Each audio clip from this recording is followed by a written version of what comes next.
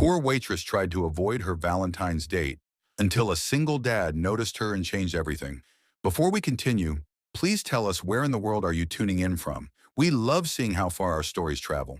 Becca Walsh was crouched behind the kitchen door at Rosie's Family Diner in Minneapolis on February 14th at 6:38 p.m., pretending to check inventory on ketchup bottles they absolutely did not need her to count. And she was approximately 15 seconds away from faking a medical emergency or setting off the fire alarm or literally anything that would get her out of the dining room before Trevor Matthews walked through that front door and realized the girl from the dating app photos was not exactly the girl hiding in the back, with sweat stains under her uniform and a panic attack brewing in her chest. The restaurant smelled like bacon grease and desperation. Every single booth packed with couples doing that Valentine's Day thing where they stare into each other's eyes over overpriced surf and turf.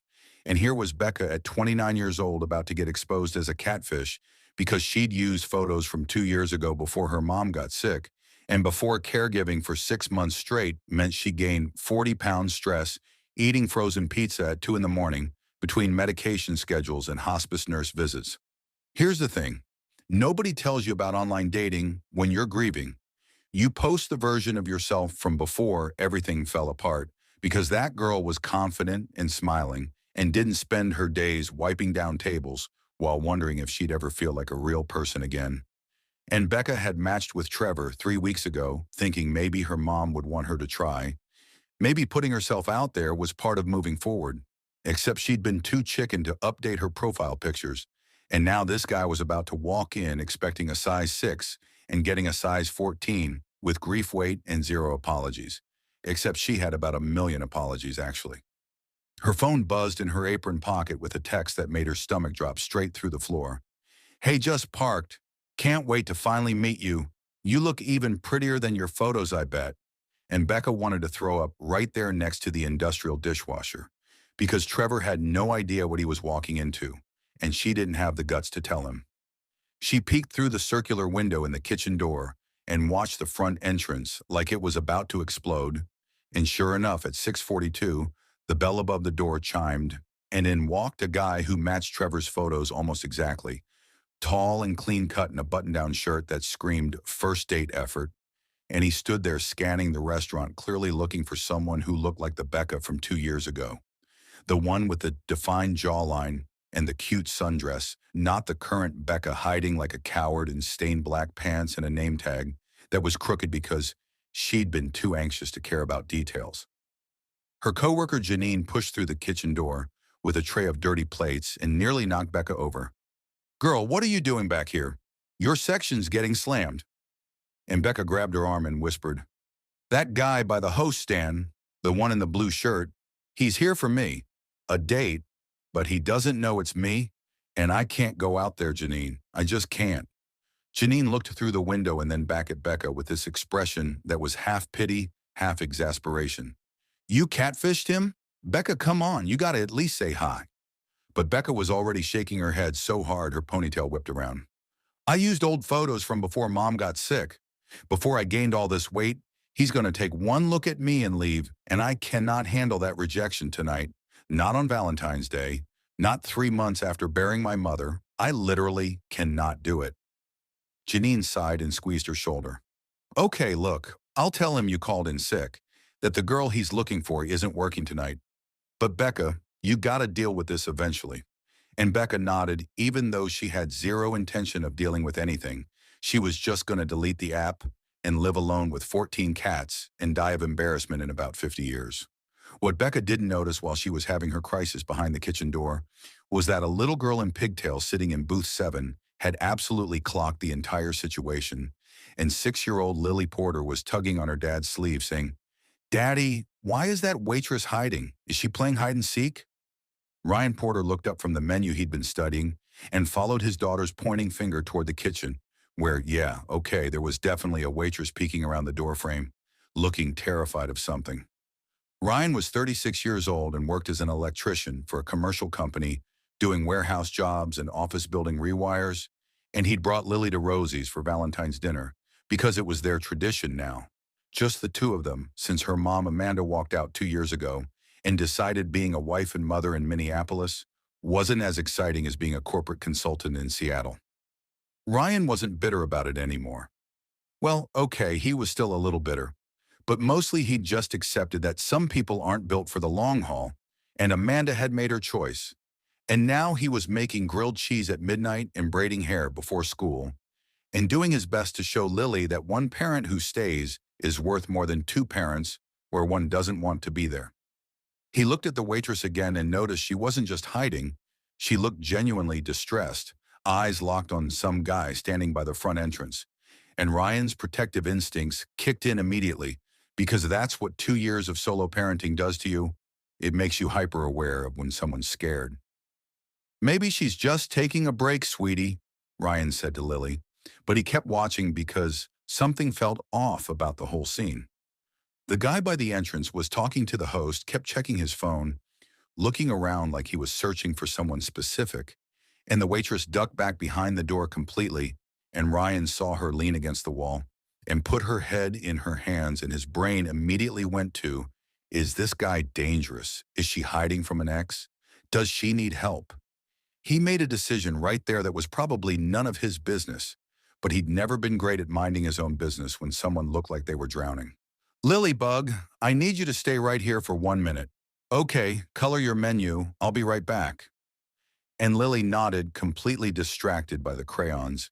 And Ryan slid out of the booth and walked straight toward the kitchen, making eye contact with the host, who looked confused but didn't stop him. He pushed open the kitchen door gently and found the waitress standing there with her back to him, shoulders shaking like maybe she was crying. And he cleared his throat softly. Hey, I'm sorry to bother you, but are you okay? My daughter noticed you looked upset, and I just wanted to make sure that guy out there isn't bothering you or making you feel unsafe. Becca spun around so fast she almost slipped on the tile floor and came face to face with a complete stranger. A guy with kind eyes and work boots and the sort of concerned expression that made her want to either hug him or die of embarrassment. And her voice came out way shakier than she meant it to. I'm fine. I'm so sorry. This is so unprofessional. I'm fine, really. Ryan held up both hands like he was approaching a spooked animal. You don't look fine, and I'm not trying to be weird. That guy keeps looking around and you're hiding, and I've got a daughter out there who asked me why you look scared, so I figured I'd check. Becca felt something crack open in her chest because when was the last time anyone had just checked on her?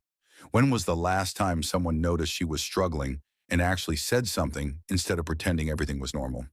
He's not dangerous, Becca heard herself say. He's actually here to meet me, like a blind date kind of thing. But he doesn't know I'm me, and I used old photos, and I can't face him because I'm not what he's expecting. And I sound completely insane right now, I'm aware of that. Ryan's expression shifted from concerned to understanding, and maybe a little sad. You're catfishing yourself?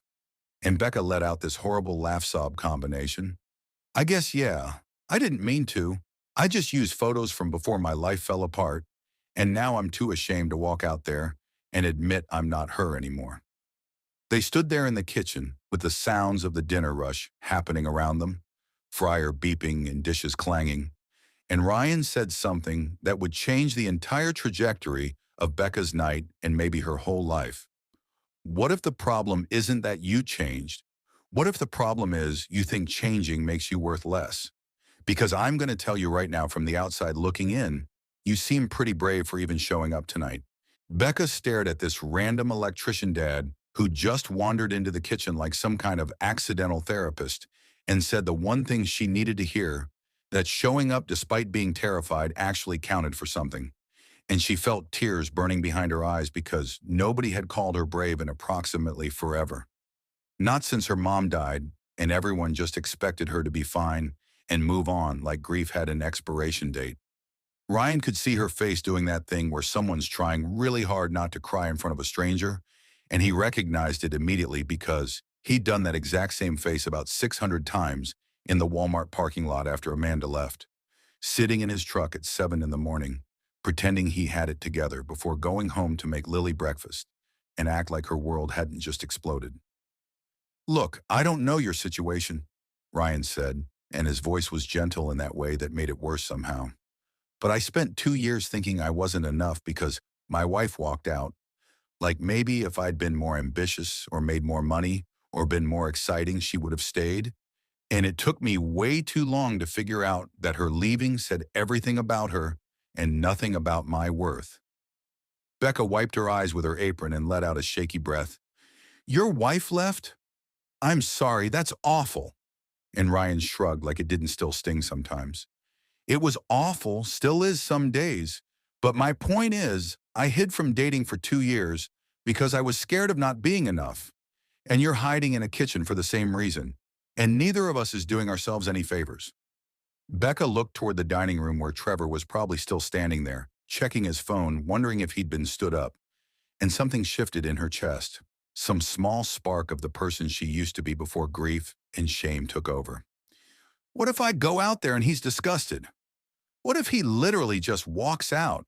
Her voice came out small and Ryan said, then he's an idiot and you dodged a bullet. But what if you go out there and he's cool about it? What if he's been scared too? You won't know unless you try. Becca made a decision that felt like jumping off a cliff, smoothed down her uniform, even though it was wrinkled beyond saving, took the hair tie out and redid her ponytail with shaking hands and said, okay, I'm going to do it. I'm going to go tell him the truth. And if I completely humiliate myself, at least there's a witness. Ryan grinned. I'll be at booth 7 with my daughter if you need an escape route. Just give me a signal and I'll fake a plumbing emergency or something. And Becca actually laughed for real. You're weirdly good at this pep talk thing. And Ryan said, 2 years of convincing a 6-year-old that vegetables won't kill her. You develop skills. Becca walked out of that kitchen with her heart trying to exit through her throat, and every single eye in the restaurant felt like it was on her, even though realistically nobody cared. And she walked straight up to Trevor, who looked up from his phone with this expectant smile that immediately made her feel worse. Trevor? Hi, I'm Becca. I'm so sorry I'm late, she said, and watched his face do this microscopic thing where his eyes scanned her entire body in like 2 seconds flat, taking in the uniform and the weight and the messy ponytail. And she saw the exact moment he realized she wasn't what he'd been expecting. To his credit, Trevor's smile didn't completely disappear. It just got tighter around the edges. Oh, wow, Becca. Hi. You look different than your photos. And there it was, the elephant in the room wearing a neon sign. Becca felt her face burning, but she forced herself to keep eye contact. Yeah, about that. I need to be honest with you. Those photos are from 2 years ago, before my mom got sick. I should have updated them and I didn't. And that's on me. I'm sorry for wasting your time. She was waiting for him to make some excuse and bail, but Trevor did this weird laugh and ran his hand over his head. Okay, so funny story. My photos are also like 2 years old, from before I started stress eating my way through a job I hate. So I guess we're both guilty here. Becca looked at him, really looked, and realized he was right. His hairline had receded way more than his profile picture showed, and he was carrying probably an extra 30 or 40 pounds himself, and the whole situation was so absurd she started laughing. Like really laughing. And Trevor joined in, and suddenly they were just two people who'd both been too scared to show up as themselves. You want to grab coffee somewhere and start over? Like honest version? Trevor asked and Becca nodded. Because why not? She'd already jumped off the cliff, might as well see where it landed. Yeah, okay. Let me just tell my boss. There's a place 2 blocks down that stays open late.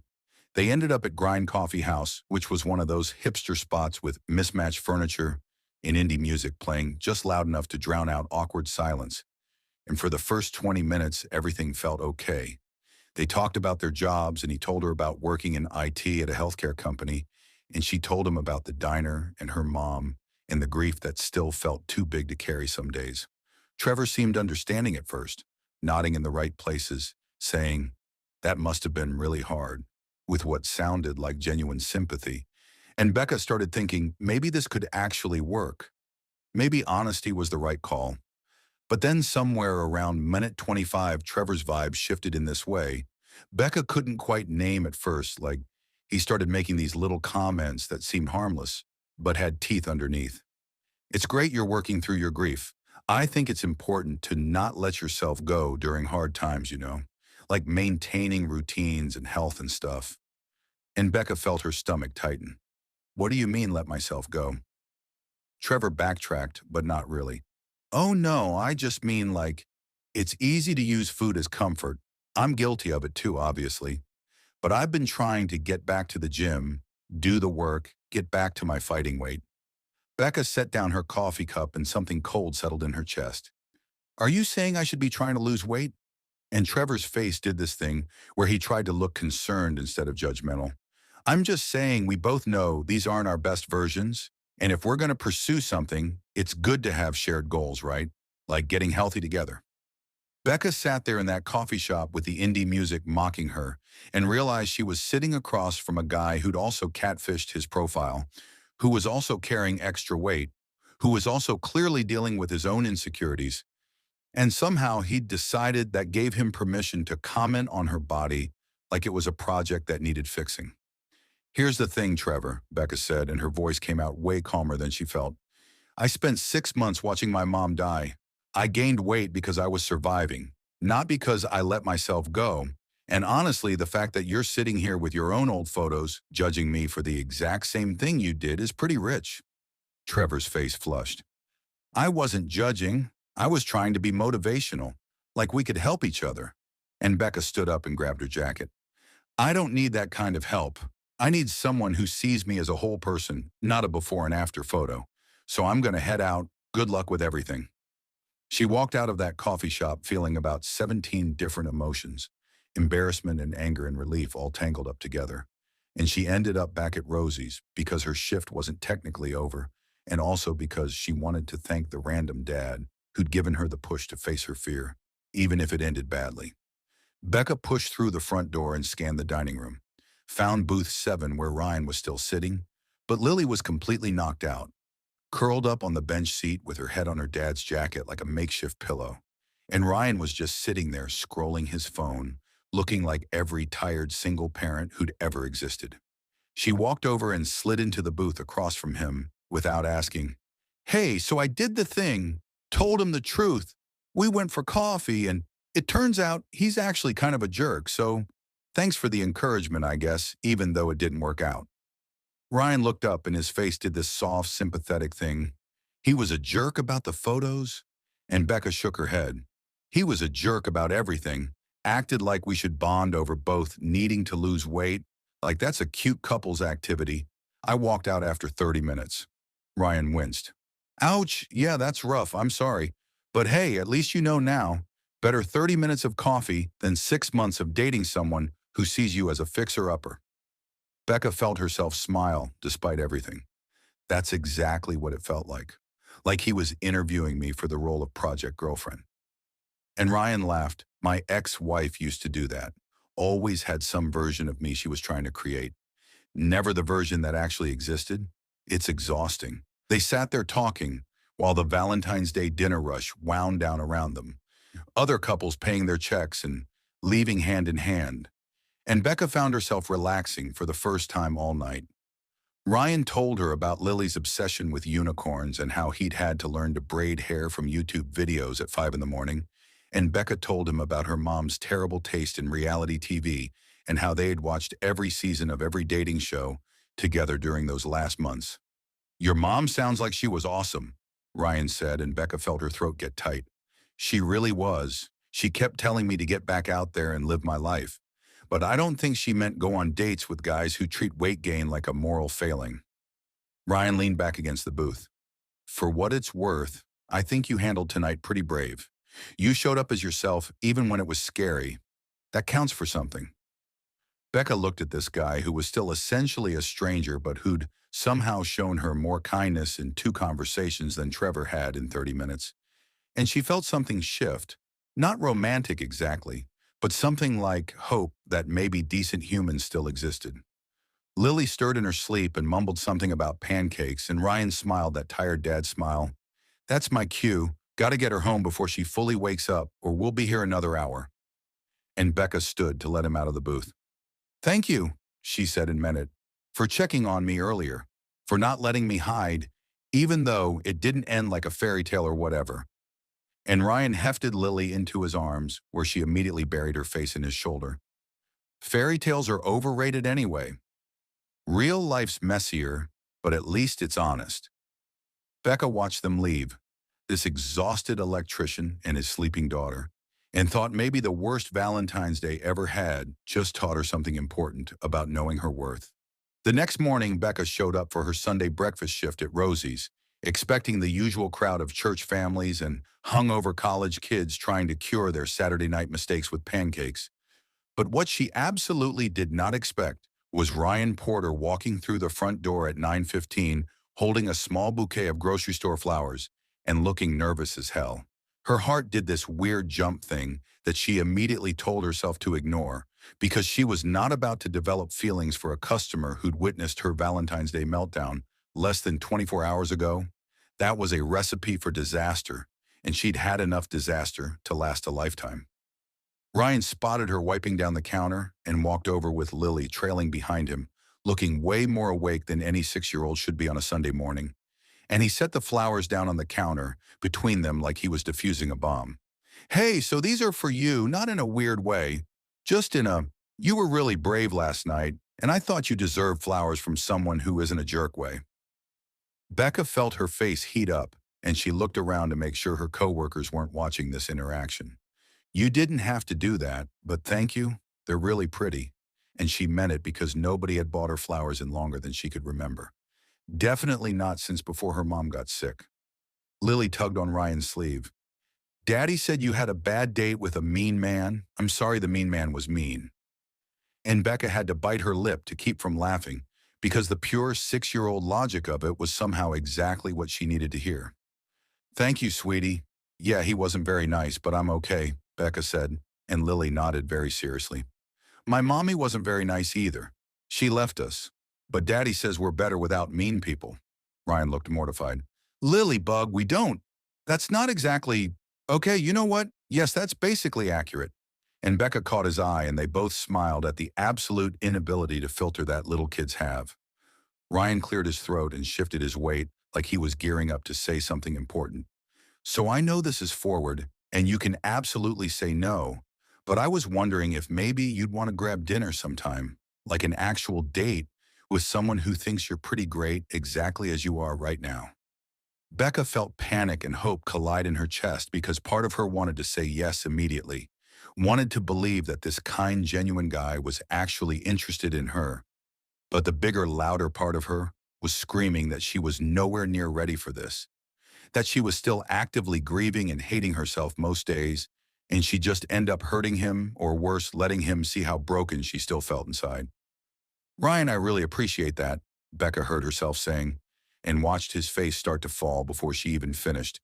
But I'm not ready yet, like genuinely not ready. I'm still dealing with losing my mom, and I'm in this place where I don't even like myself most days, and that's not fair to bring into someone else's life.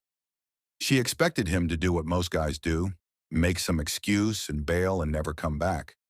But instead, Ryan just nodded like he completely understood. Okay, I get that. Healing isn't linear, and you've got to take care of yourself first. But can I ask you something? Becca nodded and he continued. Would it be okay if Lily and I still came in for breakfast sometimes, like as friends? No pressure. I just think you're good people, and we could use more of that in our lives. Becca felt something loosen in her chest that had been tight since the night before. Yeah, I'd really like that, actually. Friend sounds good. And Ryan's smile was so genuine it made her believe that maybe some people really did just want to be around her without expecting anything in return.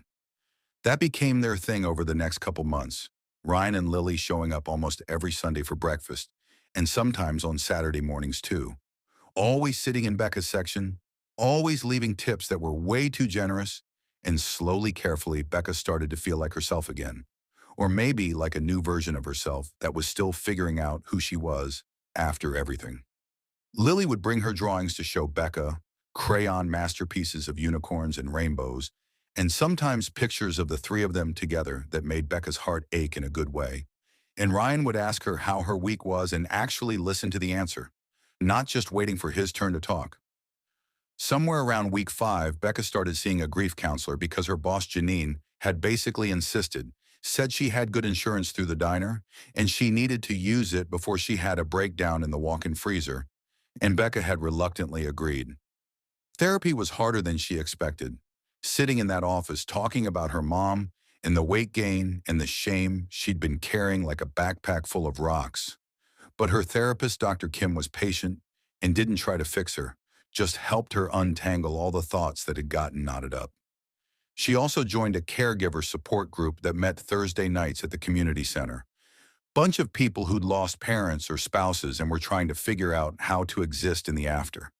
And for the first time in months, Becca felt less alone in her grief. Ryan noticed the changes even before Becca did. The way she started smiling more easily, the way she didn't apologize for taking up space, the way she started wearing her hair down sometimes instead of always in that tight ponytail. 2 months after Valentine's Day, on a random Tuesday in April, Becca was refilling Ryan's coffee when she just blurted out, "Do you want to go to the park with me and Lily this weekend? Like as a date, or a friend date, or whatever you want to call it? I'm still figuring this out." Ryan looked up at her with surprise and something that looked a lot like joy. "Yeah, I'd really love that. Lily would lose her mind. She's been asking when you're going to come play with us outside of the restaurant." That Saturday, they met at Lake Harriet, and it was one of those perfect Minnesota spring days where the weather finally remembered it was supposed to be warm, and Lily ran straight for the playground while Ryan and Becca walked the path around the lake, carrying a blanket and a cooler full of sandwiches and juice boxes.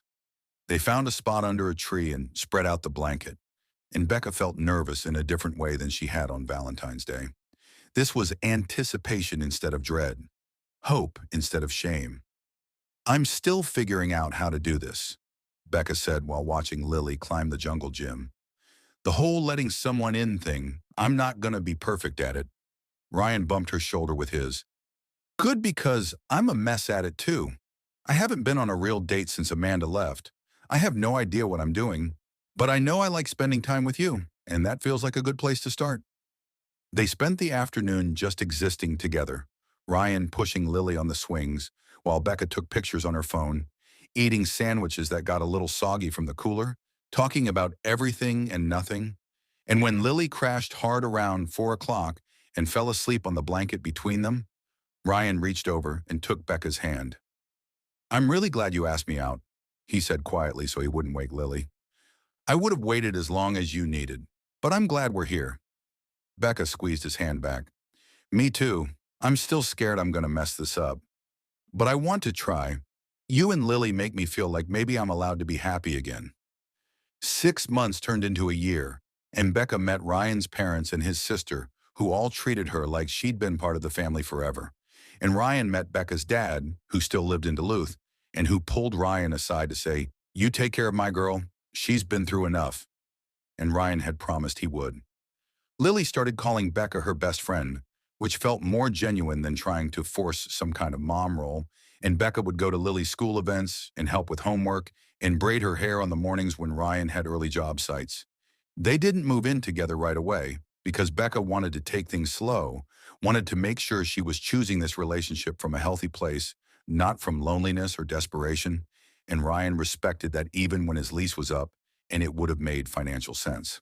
The next Valentine's Day rolled around and Becca was working the same shift at Rosie's.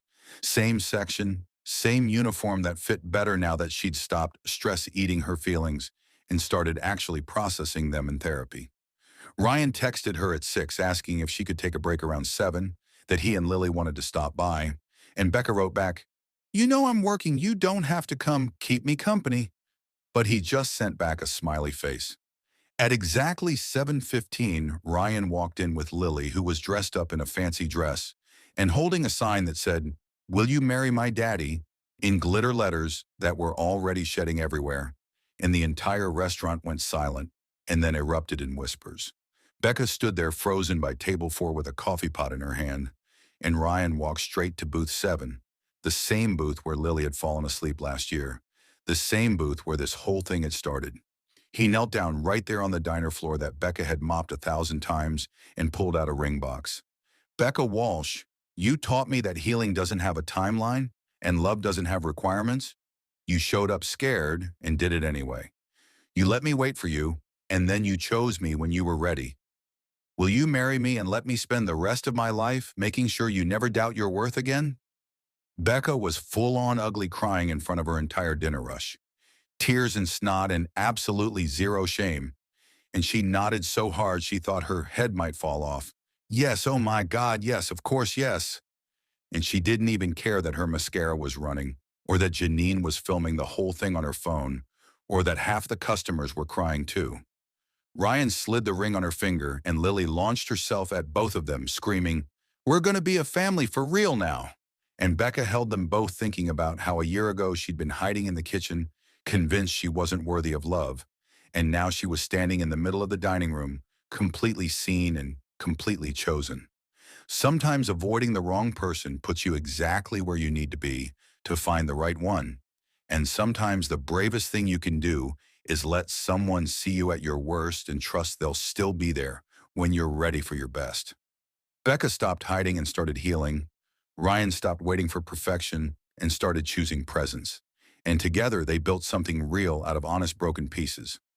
Love doesn't fix you, but it can hold space for you while you fix yourself. And that's worth more than any fairy tale.